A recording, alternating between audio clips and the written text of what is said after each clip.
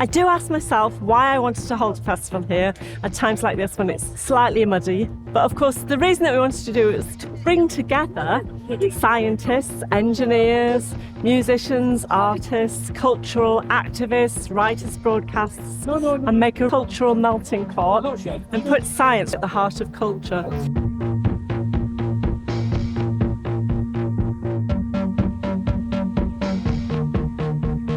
It's the mixture of having the science and the music and the culture together, and it's such a diverse group of people that you bring together, so you're opening up opportunities for people to see science at its best. Seeing their faces, watching science in practice is just amazing to see, and I think that's what Blue Dot brings together. It's such a great collection of art, science, music. It's absolutely fantastic. There's a real buzz around here.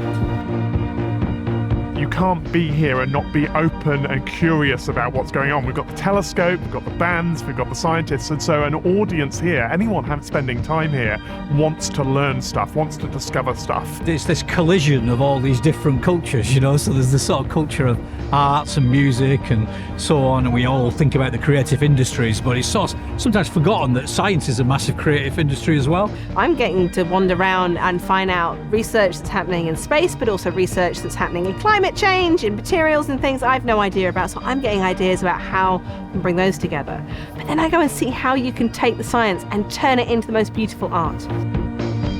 I've got my family here, I've got my young children, and they can see what I do, and they can see that science isn't just something that's, you know, taught in a classroom, that it is exciting. We've got massive stages with some of the biggest bands of the world on them, and in between the bands we'll put some of our colleagues on the stages, and they get a huge reception from the audience. So bringing together all these people in one space, smashing them up together, mixing it up, it's just an amazing experience.